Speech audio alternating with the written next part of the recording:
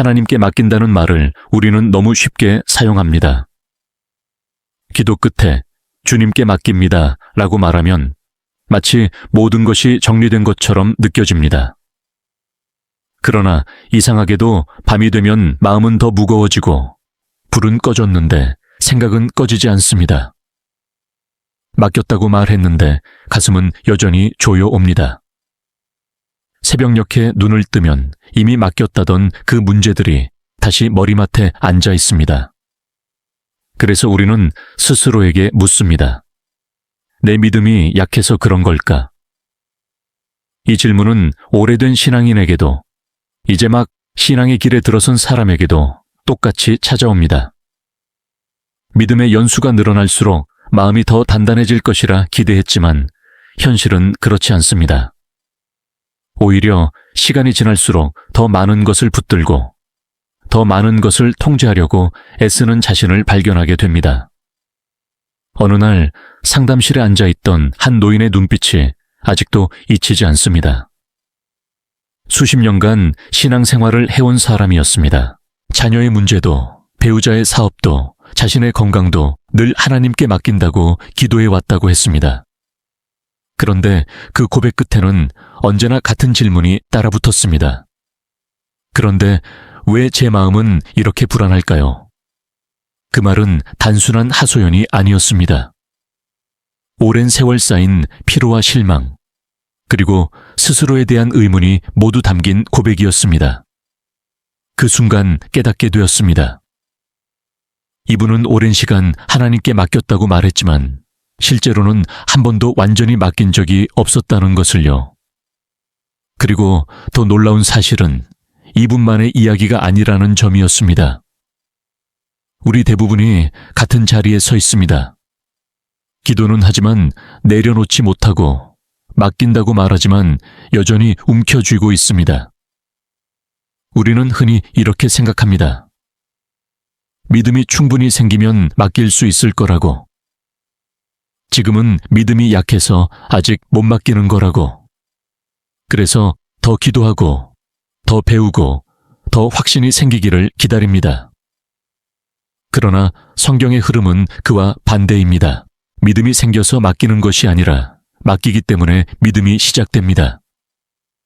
맡김은 믿음의 결과가 아니라 출발점입니다.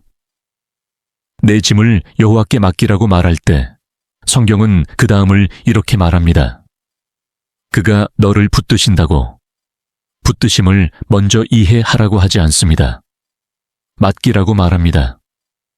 그 맡김의 순간 하나님을 경험하게 되고 그 경험이 믿음이 됩니다. 우리는 말씀을 많이 알고 있지만 그 순서를 몸으로 살아내지 못한 채 살아왔습니다. 그래서 이 이야기는 이론이 아닙니다. 어떤 고급한 신학 개념도 아닙니다. 삶의 한가운데서 부딪히며 배운 이야기입니다. 수년간 아들의 진로 문제로 씨름하던 한 부모는 매일 기도한다고 말하면서도 밤마다 구인 사이트를 뒤지고 있었습니다. 다른 한 사람은 사업의 위기 앞에서 맡긴다고 고백하면서도 숫자와 계산에 사로잡혀 하루를 마무리했습니다. 그들은 모두 같은 자리에 서 있었습니다. 입으로는 맡겼지만 손은 여전히 바빴습니다. 그러다 어느 날 정말로 맡기는 법을 알게 되었을 때 상황이 먼저 바뀐 것이 아니라 마음이 먼저 바뀌었습니다. 그리고 그 변화는 결국 삶의 방향을 바꾸었습니다. 진짜 맡김의 첫걸음은 의외로 단순합니다. 그러나 동시에 가장 어렵습니다. 그것은 내가 할 수 없다는 사실을 인정하는 것입니다. 우리는 맡긴다고 말하면서도 속으로는 이렇게 말합니다. 그래도 내가 할 수 있는 건 다 해봐야지. 하나님께 맡기되 나도 최선을 다해야지. 이 말은 그럴듯해 보이지만 사실상 여전히 내가 중심에 서 있다는 고백입니다. 진짜 맡김은 내가 무능력하다는 사실을 받아들이는 데서 시작됩니다. 내 지혜로는, 내 경험으로는, 내 계산으로는 이 문제를 해결할 수 없다는 것을 마음 깊이 인정하는 순간입니다. 이것은 패배 선언이 아니라 신뢰의 시작입니다. 홍해 앞에 섰던 사람들을 떠올려 보십시오. 앞으로는 바다가 있고 뒤에는 군대가 다가오고 있었습니다. 그들은 뭔가 해야 한다고 생각했습니다. 돌아가든지 싸우든지 최소한 계획이라도 세워야 한다고 믿었습니다. 그러나 그때 들려온 말은 의외로 단순했습니다. 가만히 서서 하나님이 하시는 일을 보라는 말이었습니다. 가만히 선다는 것은 아무 생각도 하지 말라는 뜻이 아닙니다. 내가 할 수 없음을 인정하고 이제 하나님이 하실 차례임을 받아들이는 태도입니다. 그 태도가 진짜 맡김의 시작입니다. 한 사람의 고백이 이 사실을 분명히 보여줍니다. 오랜 시간 사업을 운영해 왔던 그는 갑작스러운 위기 앞에서 모든 계산이 무너졌습니다. 숫자를 아무리 다시 맞춰봐도 답이 나오지 않았습니다. 기도는 했지만 기도 후에는 더 많은 계산을 했습니다. 그러다 어느 새벽 더 이상 버틸 힘이 남아있지 않다는 것을 깨달았습니다. 소파에 앉아 처음으로 이렇게 말했습니다. 하나님, 저는 정말 할 수 없습니다. 그 말은 체념이 아니라 항복이었습니다. 그리고 그 항복의 자리에서부터 자신이 미처 예상하지 못했던 길이 열리기 시작했습니다. 도움의 손길이 오고 상황이 조금씩 풀리기 시작했습니다. 그러나 그가 가장 먼저 경험한 것은 문제 해결이 아니라 마음의 변화였습니다. 짓눌리던 가슴이 풀어지고 숨을 쉴 수 있게 된 것입니다. 이것이 진짜 맡김의 첫 모습입니다. 말로만 하는 고백이 아니라 마음 깊은 곳에서 나는 못합니다 라고 인정하는 순간입니다. 그 순간 책임이 이동합니다. 더 이상 내가 모든 것을 짊어지고 가야 하는 존재가 아니라는 사실을 받아들이게 됩니다. 하나님이 책임지시는 영역으로 문제를 옮겨놓는 것입니다. 그리고 이 이동은 눈에 보이지 않지만 삶 전체의 무게중심을 바꾸어 놓습니다. 이 고백은 한 번으로 끝나지 않습니다. 그러나 시작은 언제나 이 자리입니다. 주님, 저는 할 수 없습니다. 이 말은 패배의 언어가 아니라 신뢰의 언어입니다. 내 능력의 한계를 인정할 때 하나님의 능력이 들어올 공간이 생깁니다. 우리가 끝까지 붙들고 있으면 하나님은 기다리십니다. 그러나 우리가 손을 놓고 인정할 때 하나님은 일하시기 시작합니다. 지금 이 글을 읽고 있는 당신도 어쩌면 같은 자리에 서 있을지 모릅니다. 이미 수없이 맡긴다고 말했지만 여전히 마음이 불안한 상태 말입니다. 그렇다면 오늘은 이렇게 말해 보십시오. 하나님, 저는 할 수 없습니다. 그 고백을 미루지 마십시오. 더 준비된 후에, 더 강해진 다음에 하겠다고 생각하지 마십시오. 그 고백 자체가 준비이고 그 고백 자체가 믿음의 시작입니다. 이 자리에서부터 진짜 변화가 시작됩니다. 그리고 이 첫 걸음을 내디딜 때 비로소 다음 단계로 나아갈 수 있습니다. 이 첫 고백을 한 사람들은 공통된 경험을 말합니다. 상황은 그대로인데 마음의 무게가 달라졌다고. 여전히 문제는 책상 위에 놓여 있지만 더 이상 가슴 위에 얹혀 있지 않다고. 이것이 맡김의 신호입니다. 그러나 여기서 멈추면 다시 원래 자리로 돌아가기 쉽습니다. 인정만 하고 나면 우리는 다시 모호한 언어 속으로 숨어들기 때문입니다. 다 맡겼다는 말은 마음을 편하게 해주지만 실제로는 무엇을 내려놓았는지 분명하지 않습니다. 그래서 두 번째 걸음이 필요합니다. 맡김의 언어를 바꾸는 일입니다. 우리는 기도할 때 자주 포괄적인 말을 사용합니다. 제 모든 것을 주님께 드립니다. 듣기에는 아름답지만 그 말 속에는 구체적인 장면이 없습니다. 무엇을 내려놓았는지, 어디까지 내려놓았는지 스스로도 알기 어렵습니다. 그래서 기도를 마치고 나와도 마음은 여전히 분주합니다. 맡겼다는 느낌은 있지만 손은 빈 것 같지 않습니다. 이 모호함이 불안을 키웁니다. 병원에서 여기가 아파요 라고 말하는 것과 다 아파요 라고 말하는 것의 차이처럼 맡김도 구체적일수록 실제가 됩니다. 짐은 추상적인 개념이 아니라 정확한 무게와 형태를 가진 것입니다. 시편의 고백을 떠올려 보면 맡김의 언어는 늘 구체적입니다. 슬픔의 이유, 두려움의 대상, 원망의 이름이 분명합니다. 다윗은 자신이 무엇 때문에 무너지는지 숨기지 않았습니다. 그는 상황을 포장하지 않았고 문제를 일반화하지도 않았습니다. 아들의 반역, 사람들의 배신, 생명의 위협을 있는 그대로 꺼내놓았습니다. 그래서 그의 맡김은 현실에서 떠있지 않았습니다. 우리도 마찬가지입니다. 자녀의 진로라면 어느 시기인지, 어떤 선택인지, 무엇이 가장 두려운지까지 말해야 합니다. 경제의 문제라면 정확한 금액과 기한을 말해야 합니다. 관계의 문제라면 그 사람의 이름과 내가 느끼는 감정을 숨기지 말아야 합니다. 구체적으로 말하는 순간 두 가지 변화가 일어납니다. 첫째, 내가 무엇을 붙들고 있었는지 분명해집니다. 막연한 불안이 아니라 특정한 걱정이 드러납니다. 이때 비로소 손을 놓을 준비가 됩니다. 둘째, 응답이 올 때 그것을 알아볼 수 있습니다. 흐릿한 기대 속에서는 응답도 흐릿하게 지나갑니다. 그러나 분명히 말한 기도는 분명한 감사로 이어집니다. 한노모의 이야기가 이를 잘 보여줍니다. 오랜 시간 실직 상태에 있던 아들을 두고 매일 기도했지만 변화는 없었습니다. 기도는 늘 같았습니다. 우리 아들 문제를 맡깁니다. 어느 날 기도의 언어를 바꾸기로 결심했습니다. 아들의 이름을 부르고 원하는 분야와 조건을 말하고 그 문제를 자신의 손에서 내려놓겠다고 선언했습니다. 그 순간부터 기도는 더 이상 막연한 한숨이 아니라 분명한 위탁이 되었습니다. 결과는 놀라웠습니다. 짧은 시간 안에 연락이 왔고 이전과는 전혀 다른 방향의 길이 열렸습니다.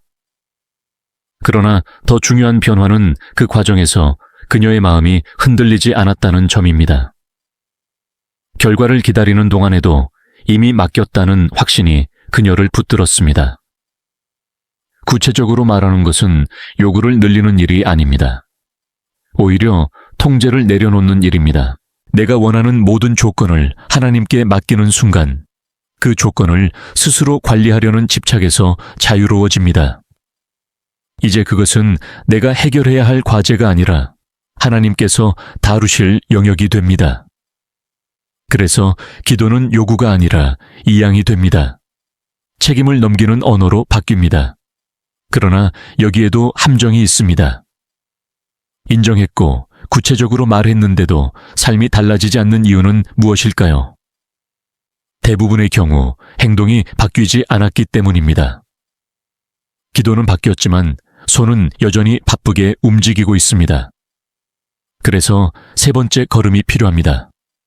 실제로 손을 놓는 행동입니다. 손을 놓는다는 말은 오해를 부르기 쉽습니다. 아무것도 하지 말라는 뜻으로 들리기 때문입니다. 그러나 성경이 말하는 손 놓기는 무책임이 아닙니다. 통제의 포기입니다. 해야 할 일은 하되 결과를 움켜쥐지 않는 태도입니다. 우리는 자주 기도 직후에 다시 붙듭니다. 계획을 다시 세우고 걱정을 다시 시작합니다. 이것은 맡김이 아니라 잠시 맡겼다 되찾아오는 행위입니다. 예수께서 염려하지 말라고 하신 말씀은 단순한 조언이 아닙니다. 삶의 방향을 바꾸는 명령입니다. 염려는 생각의 습관이자 통제의 표현입니다. 손을 놓지 못하면 염려는 사라지지 않습니다. 그래서 손 놓기는 마음의 결단이 아니라 일상의 선택으로 드러나야 합니다. 검색을 멈추는 것, 계산을 줄이는 것, 반복적으로 확인하던 행동을 내려놓는 것, 이 모든 것이 손 놓기의 실천입니다. 입시를 앞둔 자녀를 둔 한 부모는 이 지점에서 큰 깨달음을 얻었습니다. 기도는 했지만 밤마다 정보를 찾고 전략을 바꾸며 불안을 키웠습니다. 결국 자녀가 먼저 신호를 보냈습니다. 부모의 불안이 자녀의 불안이 되었던 것입니다. 그날 이후 그는 행동을 바꾸었습니다. 모든 정보를 끊고 불필요한 비교를 멈추고 결과를 묻지 않기로 했습니다. 처음에는 공허했고 두려웠습니다.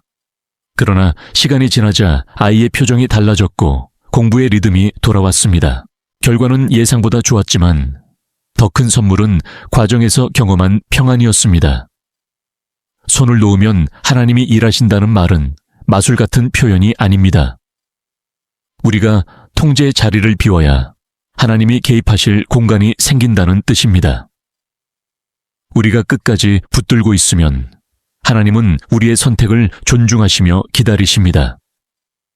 그러나 이제 주님이 하십시오 라고 손을 놓을 때 상황은 다른 차원으로 움직이기 시작합니다. 이 세 단계는 단번에 완성되지 않습니다. 인정하고 구체적으로 말하고 손을 놓았다고 생각한 다음 날 다시 붙들고 있는 자신을 발견할 수 있습니다. 그래서 네 번째 걸음이 필요합니다. 맡김을 하루의 사건이 아니라 매일의 습관으로 만드는 일입니다.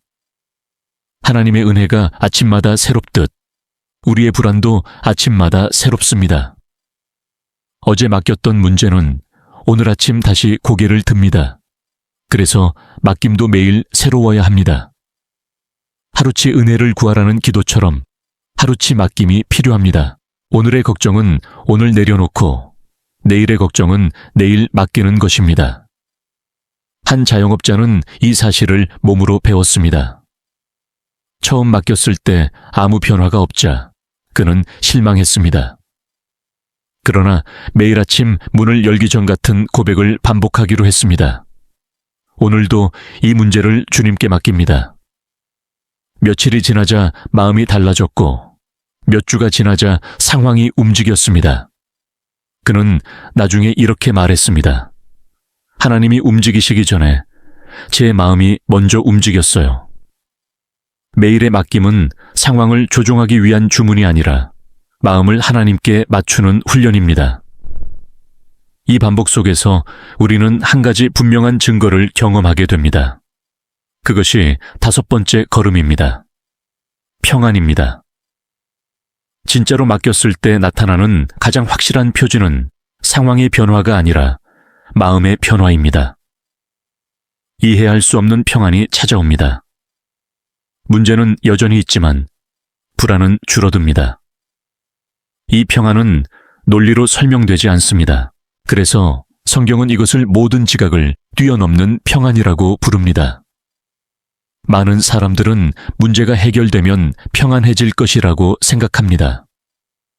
그러나 실제로는 그 반대입니다. 평안이 먼저 오고 그 평안 속에서 상황이 움직입니다.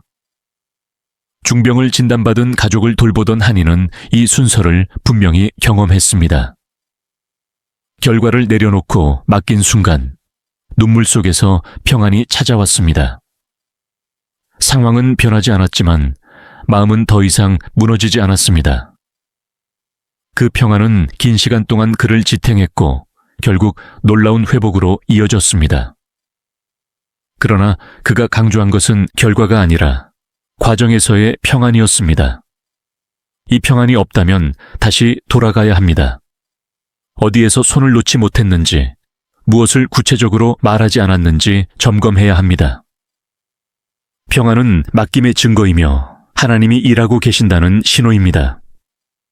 그리고 이 평안 속에서 우리는 여섯 번째 걸음을 배웁니다. 하나님의 때를 기다리는 일입니다. 기다림은 아무것도 하지 않는 시간이 아니라 신뢰를 유지하는 시간입니다. 하나님의 때는 우리의 시계와 다릅니다. 늦어 보이지만 결코 늦지 않습니다.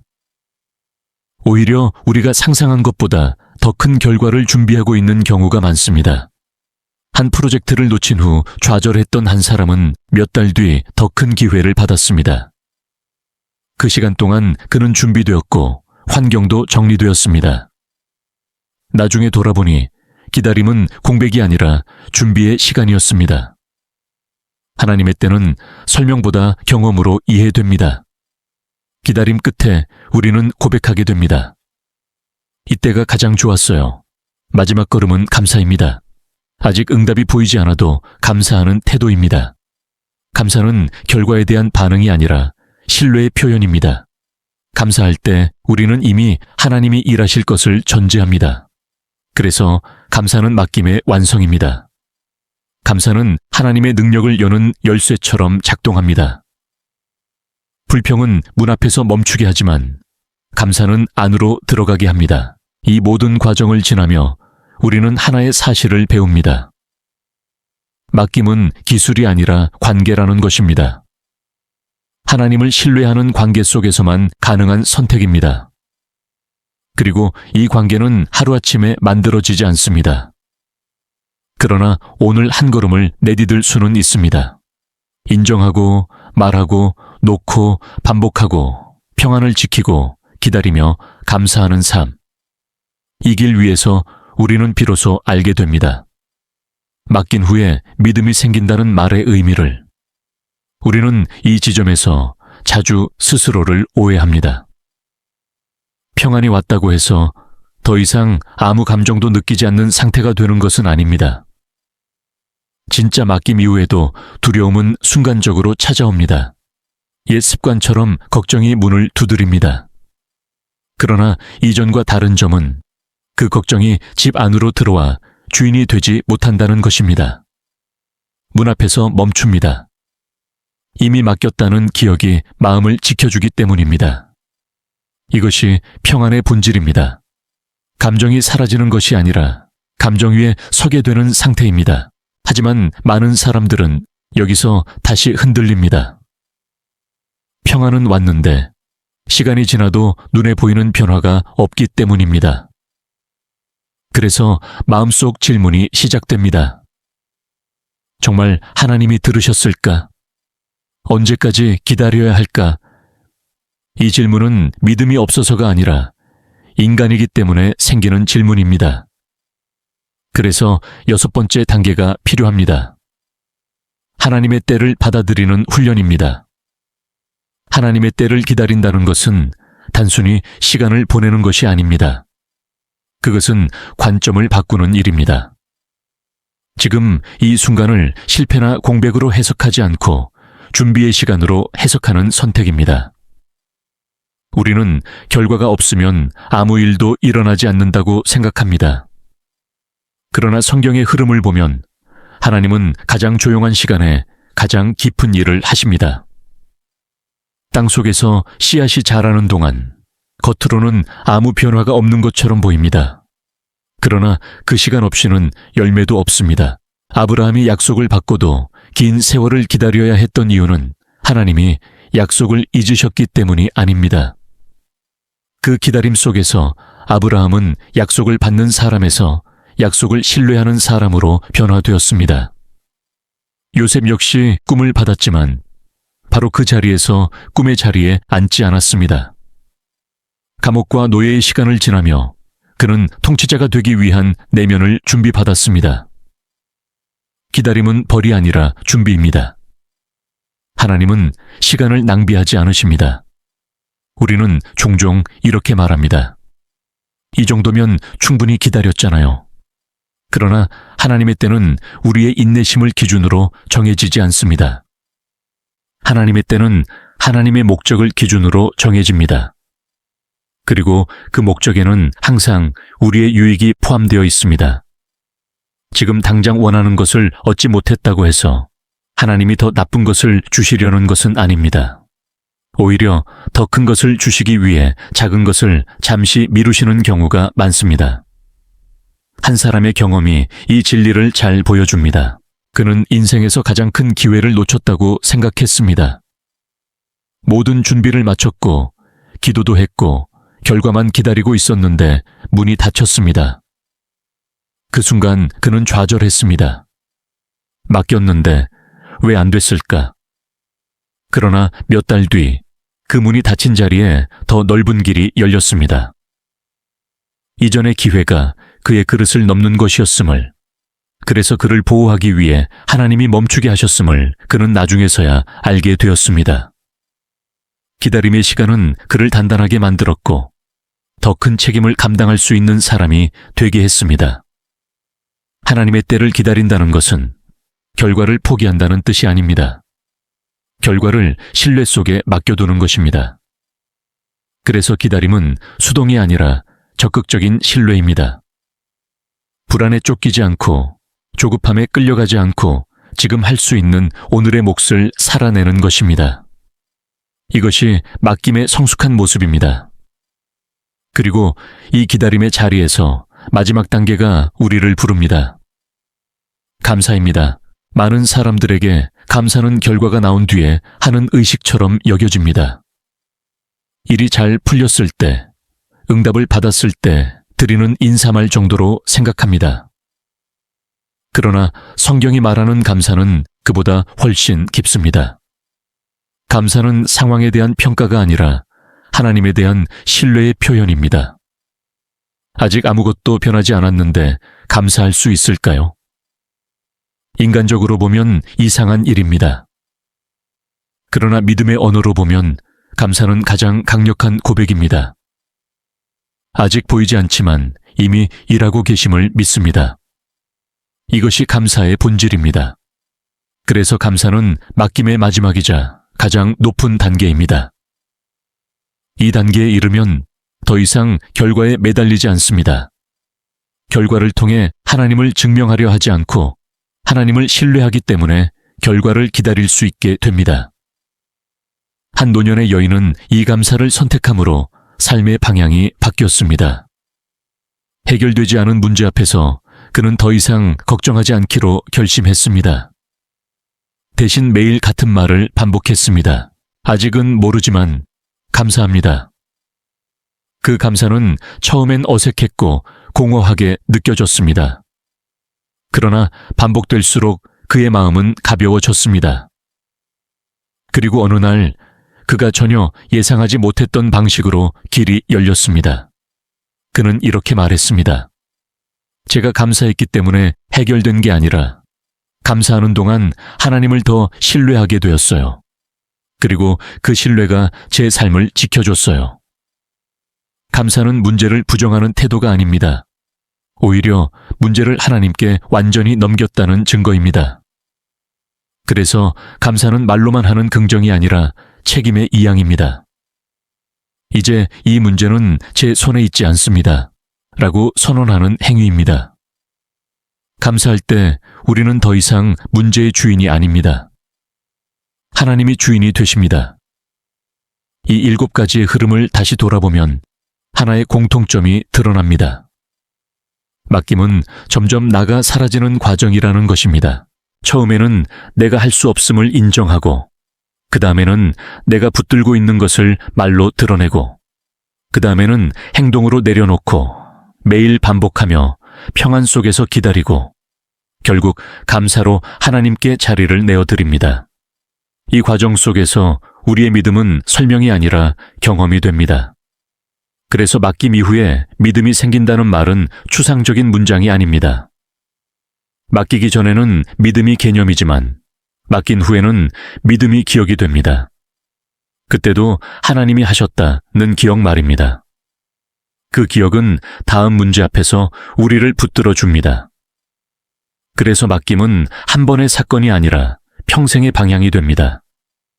이제 우리는 질문을 바꿔야 합니다.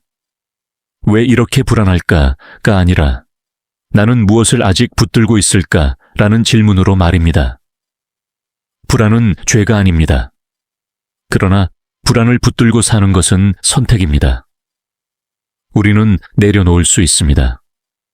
오늘 이 순간 다시 한번 맡길 수 있습니다. 지금 당신의 삶에 가장 무거운 것이 무엇인지 떠올려 보십시오. 이름을 붙일 수 있는 문제, 숫자로 말할 수 있는 부담, 얼굴이 떠오르는 관계, 그것을 마음속으로 하나님 앞에 올려놓으십시오. 그리고 이렇게 말해 보십시오. 이제 제 것이 아닙니다.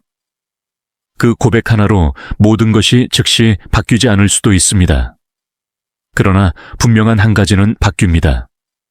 당신의 위치입니다. 더 이상 혼자 버티는 자리에 서 있지 않게 됩니다. 이 길의 끝에서 우리는 알게 됩니다. 하나님은 우리가 완벽하게 맡기기를 기다리시는 분이 아니라 맡기려는 방향으로 한 걸음만 움직여도 응답하시는 분이라는 것을요. 넘어지면서도 맡기고 다시 붙들었다가 또 내려놓으며 가는 길 위에서도 하나님은 함께 하십니다. 그래서 이 이야기는 성공담이 아니라 동행의 이야기입니다. 맡김은 삶의 기술이 아니라 관계의 언어입니다. 하나님을 믿는다는 말은 결국 하나님께 자리를 내어드린다는 뜻입니다. 오늘도 우리는 선택할 수 있습니다. 붙들 것인가, 맡길 것인가.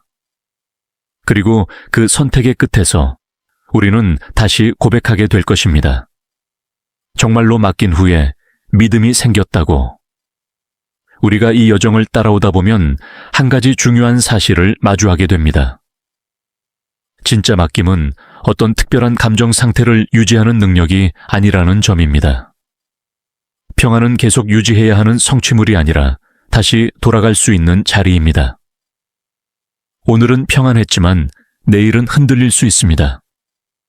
그러나 중요한 것은 흔들리지 않는 것이 아니라 흔들릴 때 어디로 돌아가느냐입니다. 진짜 맡김을 배운 사람은 불안이 올 때 다시 붙잡는 것이 아니라 다시 맡깁니다. 이것이 이전과 결정적으로 다른 지점입니다.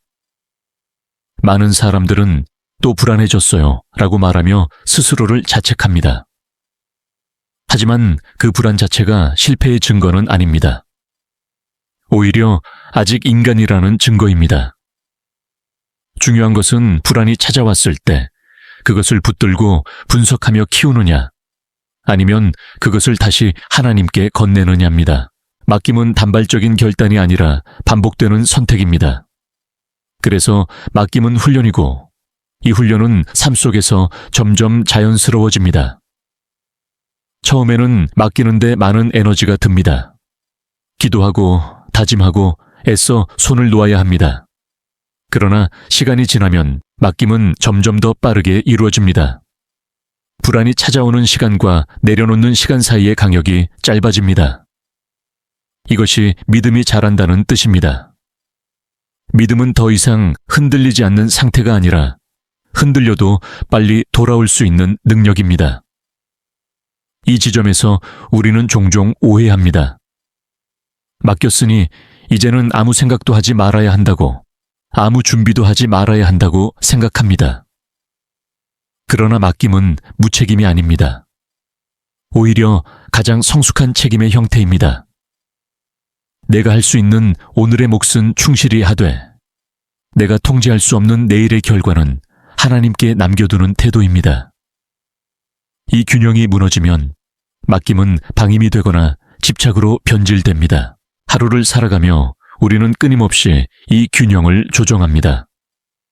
어떤 날은 다시 붙들고 있는 자신을 발견하고 어떤 날은 놀라울 만큼 가볍게 내려놓습니다. 이 모든 과정 속에서 하나님은 조급해하지 않으십니다. 우리가 완벽하게 맡길 때까지 기다리시는 분이 아니라 맡기려는 방향으로 돌아서는 순간마다 함께 하시는 분입니다. 그래서 실패처럼 보이는 반복도 하나님 앞에서는 훈련의 일부가 됩니다. 이제 우리는 맡김이 왜 우리를 자유롭게 하는지 이해하게 됩니다. 맡김은 문제를 없애는 기술이 아니라 문제와 함께 살아가는 방식을 바꾸는 선택입니다. 문제는 여전히 존재할 수 있습니다. 그러나 더 이상 그 문제가 나의 정체성을 결정하지는 않습니다. 이전에는 나는 이 문제를 가진 사람이었다면 이제는 나는 이 문제를 하나님께 맡긴 사람이 됩니다. 이 차이는 생각보다 큽니다. 사람은 자신이 붙들고 있는 것으로 정의됩니다. 돈을 붙들면 돈이 나를 정의하고, 관계를 붙들면 관계가 나를 정의하고, 문제를 붙들면 문제가 나를 규정합니다. 그러나 하나님께 맡기기 시작하면 더 이상 문제로 자신을 설명하지 않게 됩니다. 대신 하나님과의 관계 속에서 자신을 이해하기 시작합니다. 이것이 신앙의 성숙입니다. 그래서 맡김은 단지 문제 해결을 위한 수단이 아니라 우리의 존재 방식을 바꾸는 통로입니다. 맡김을 통해 우리는 점점 더 하나님 중심의 시선으로 삶을 바라보게 됩니다. 이 일이 어떻게 될까라는 질문보다 이 과정에서 하나님은 내게 무엇을 가르치고 계실까라는 질문을 하게 됩니다. 이 질문의 전환이 삶의 깊이를 바꿉니다. 이제 마지막으로 한 가지를 더 짚고 넘어가야 합니다. 많은 사람들은 맡김을 하면 반드시 눈에 띄는 기적이 일어나야 한다고 기대합니다. 상황이 극적으로 바뀌고 문제가 단숨에 해결되는 장면을 상상합니다. 물론 그런 순간도 있습니다. 그러나 진짜 기적은 언제나 그보다 먼저 일어납니다. 그것은 우리의 내면에서 일어나는 변화입니다.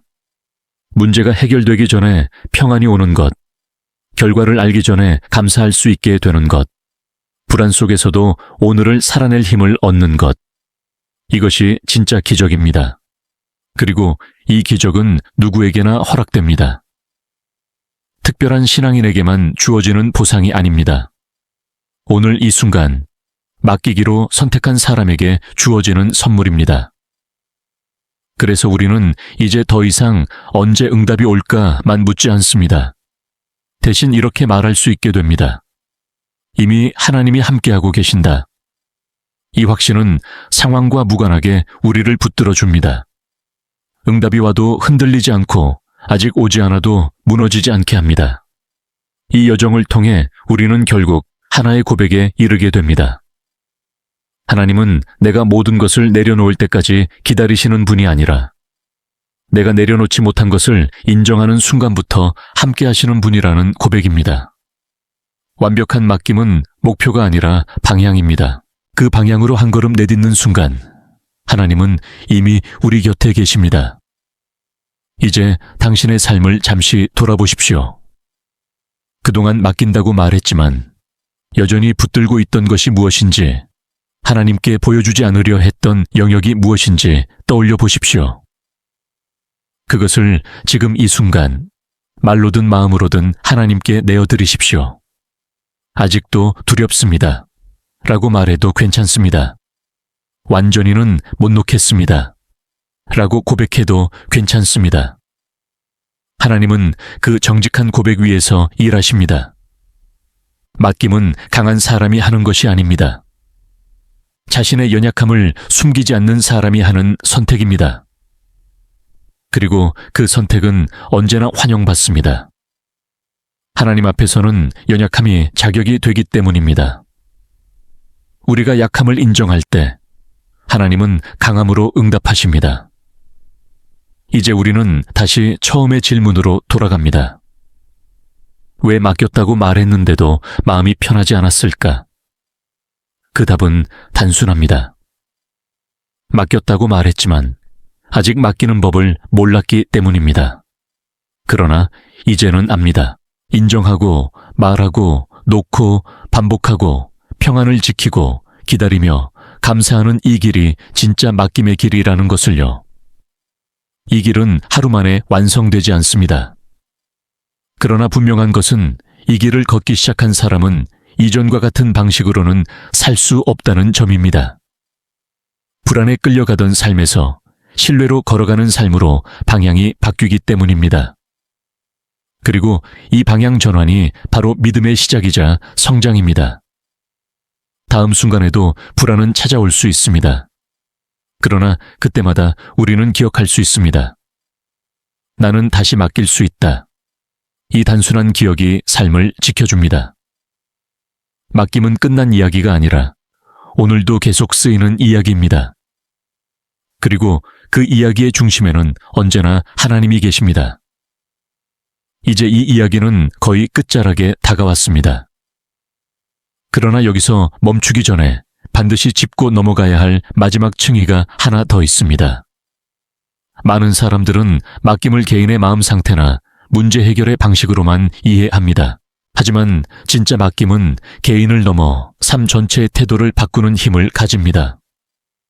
맡김은 내 문제를 해결하는 데서 끝나지 않고 내가 세상을 대하는 방식, 사람을 바라보는 시선, 그리고 미래를 해석하는 관점까지 바꿔 놓습니다. 진짜 맡김을 경험한 사람에게서 가장 먼저 드러나는 변화는 말투입니다. 이전에는 만약 안 되면 어떡하지? 라는 말이 자연스러웠다면, 이제는 되어도 안 되어도 괜찮아 라는 고백이 조금씩 입에 붙습니다. 이 말은 체념이 아닙니다. 이미 하나님께 맡긴 사람만이 할 수 있는 고백입니다. 결과가 나를 정의하지 않는다는 확신에서 나오는 언어입니다. 그래서 맡김은 생각을 바꾸기 전에 말을 바꾸고, 말을 바꾸기 전에 시선을 바꿉니다. 시선이 바뀌면 이전에는 위기로만 보이던 상황이 질문으로 바뀝니다. 왜 이런 일이 생겼을까? 에서 이 자리에서 하나님은 무엇을 하고 계실까?로 질문이 이동합니다. 이 이동은 굉장히 중요합니다. 전자의 질문은 우리를 불안 속에 묶어두지만 후자의 질문은 우리를 하나님과의 대화 안으로 초대합니다. 맡김은 문제를 없애는 것이 아니라 문제를 해석하는 주체를 내서 하나님으로 바꾸는 일입니다. 이때부터 우리는 삶의 속도를 다르게 경험합니다. 이전에는 조급함이 기준이었습니다. 남들보다 늦지 않아야 했고 뒤처지면 안 된다는 압박 속에서 살았습니다. 그러나 맡김을 배운 사람은 속도가 느려져도 불안하지 않습니다. 왜냐하면 인생의 주도권이 더 이상 내게 있지 않기 때문입니다. 하나님의 때를 신뢰하는 사람은 서두르지 않아도 됩니다. 빨리 가는 것이 목표가 아니라 바르게 가는 것이 목적이 되기 때문입니다. 이 변화는 관계에서도 분명하게 나타납니다. 이전에는 사람을 통해 안정감을 얻으려 했습니다. 인정받고 이해받고 붙들려 있어야 마음이 놓였습니다. 그래서 관계는 종종 짐이 되었습니다. 그러나 하나님께 맡김을 배운 사람은 사람에게서 하나님 자리를 빼냅니다. 더 이상 상대에게 나를 구원해 달라고 요구하지 않습니다. 그 결과 관계는 훨씬 가벼워집니다. 기대가 줄어들고 비교가 사라지고 정죄 대신 이해가 자리 잡습니다. 특히 가족 관계에서 이 변화는 매우 큽니다. 자녀를 하나님께 맡긴 부모는 자녀의 인생을 대신 살아주려 하지 않습니다. 배우자를 하나님께 맡긴 사람은 상대를 바꾸려는 집착에서 자유로워집니다. 부모를 하나님께 맡긴 자녀는 미안함과 분노 사이에서 벗어나기 시작합니다. 맡김은 관계를 포기하는 것이 아니라 관계를 하나님께 돌려드리는 행위입니다. 그래서 관계가 회복됩니다. 그리고 여기서 중요한 한 가지를 분명히 해야 합니다. 맡김은 책임 회피가 아닙니다. 오히려 맡김을 배운 사람은 자신의 책임을 더 분명히 압니다. 내가 감당해야 할 것과 내가 감당할 수 없는 것을 구분하게 되기 때문입니다.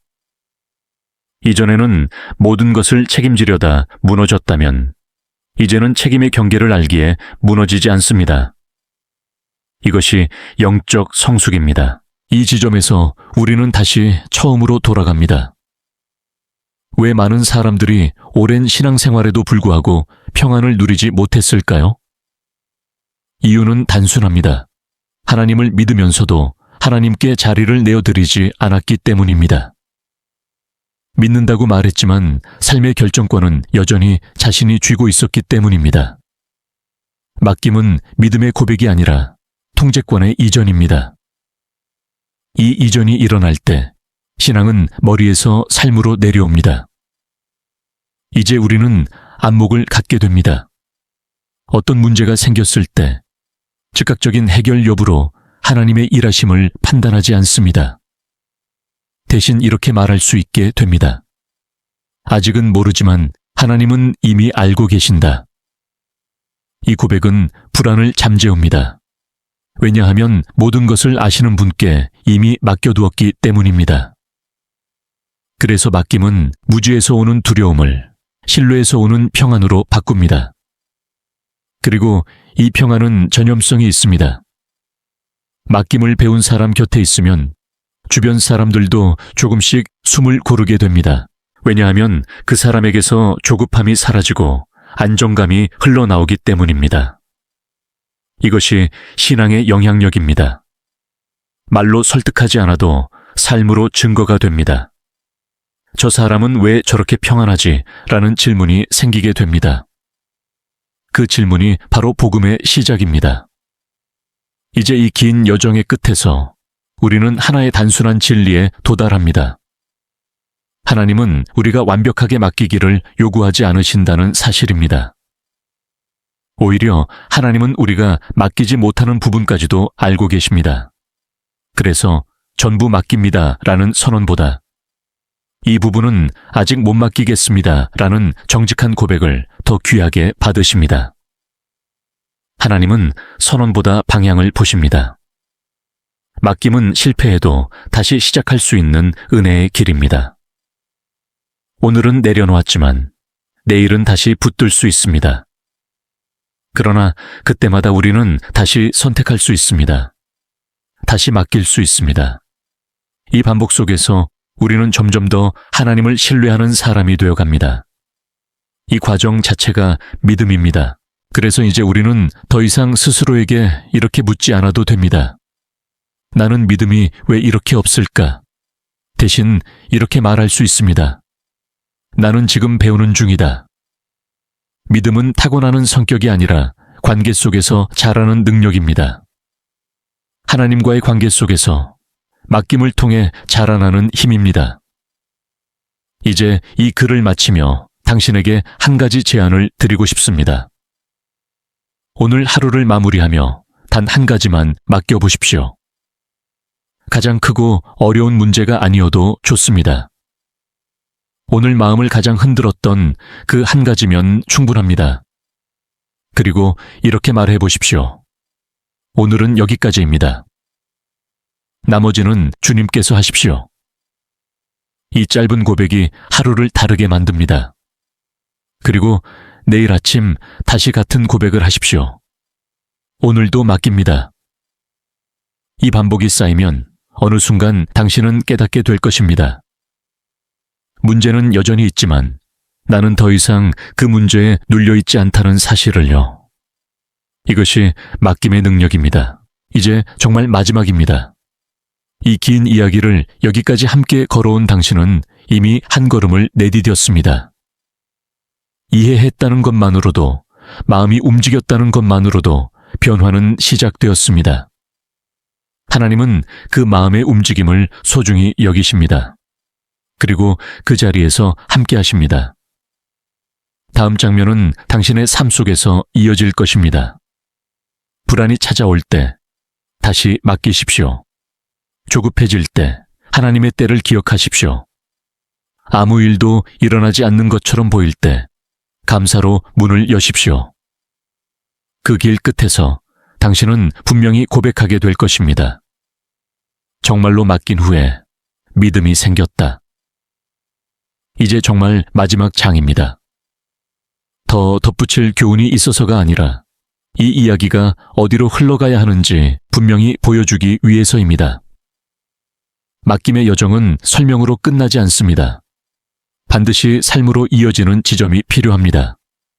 그리고 그 지점은 언제나 아주 작고 아주 일상적인 순간에서 시작됩니다. 대부분의 사람들은 인생의 큰 사건 앞에서만 맡기려고 합니다. 병, 돈, 진로, 관계처럼 무거운 문제 앞에서만 하나님을 찾습니다. 하지만 아이러니하게도 진짜 맡김은 그런 큰 문제들보다 사소한 순간들에서 먼저 연습됩니다. 오늘 하루의 피로, 말 한마디에 상처받은 마음, 계획이 틀어졌을 때의 짜증, 설명되지 않는 허무함. 이런 작은 순간들을 하나님께 맡기지 못하면 큰 문제 앞에서는 더더욱 내려놓지 못합니다. 그래서 맡김은 거대한 결단이 아니라 생활의 태도입니다. 하루를 마치며 오늘은 잘 버텼다 라고 말하는 대신 오늘도 혼자 버티지 않았다 라고 말할 수 있게 되는 변화입니다. 이것이 믿음의 성숙입니다. 많은 사람들이 신앙을 강해지는 과정으로 오해합니다. 더 단단해지고 더 흔들리지 않고 더 완벽해지는 것이라고 생각합니다. 그러나 진짜 신앙은 그 반대 방향으로 자랍니다. 더 연약해지고, 더 솔직해지고, 더 의지하게 됩니다. 하나님 앞에서 강해지려 애쓰는 사람보다 약함을 숨기지 않는 사람이 더 깊이 자랍니다. 그래서 맡김은 패배가 아닙니다. 오히려 가장 용기 있는 선택입니다. 모든 것을 통제하려는 인간의 본능을 내려놓고 나는 신이 아니다 라고 고백하는 일이기 때문입니다. 이 고백이 없이는 우리는 하나님을 믿는다고 말하면서도 사실상 스스로를 의지하며 살아가게 됩니다.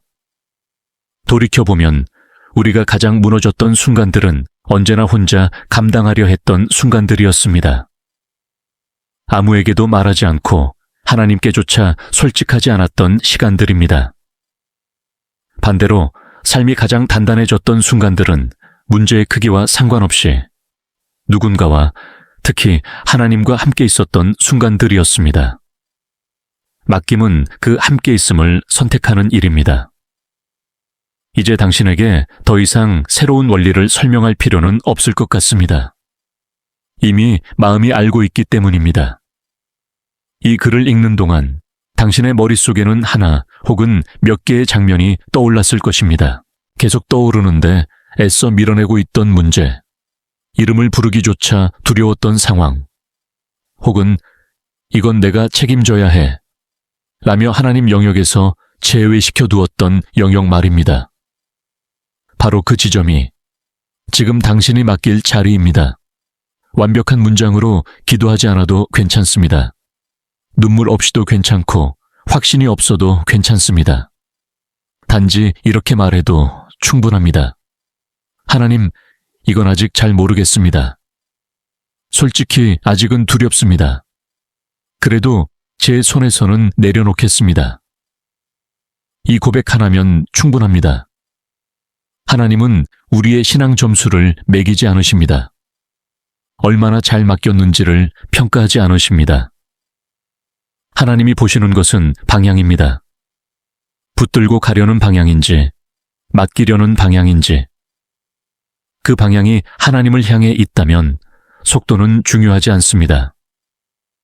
그리고 기억하십시오. 맡김이 잘 되지 않는 날도 분명 있을 것입니다. 다시 불안해지고, 다시 붙들고, 다시 계산하고, 다시 걱정할 것입니다. 그러나 그때마다 이렇게 말할 수 있다면 이미 길을 벗어나지 않은 것입니다. 아, 내가 다시 붙들고 있었구나. 다시 맡기면 되지. 이 단순한 회복이 신앙을 지켜줍니다. 넘어지지 않는 것이 믿음이 아니라 넘어졌을 때 돌아올 자리를 아는 것이 믿음입니다. 이제 이 이야기는 끝나지만 맡김은 끝나지 않습니다. 오늘 밤에도 내일 아침에도 그리고 또 다른 선택의 순간마다 다시 시작될 것입니다. 그리고 그 모든 순간에 하나님은 같은 자세로 기다리고 계십니다. 재촉하지도 실망하지도 않으시고 늘 같은 음성으로 말씀하십니다. 내가 여기 있다. 그 음성을 신뢰하는 것이 믿음입니다. 그 음성의 자리를 내어드리는 것이 맡김입니다. 그리고 그 순간부터 믿음은 더 이상 이론이 아니라 삶이 됩니다. 이제 정말 마지막으로 이 문장 하나만 마음에 남기고 가셔도 충분합니다. 믿음은 잘 버티는 능력이 아니라 잘 맡기는 용기다. 그 용기를 오늘 다시 한번 선택해 보십시오. 하나님은 이미 그 선택을 붙들 준비가 되어 계십니다.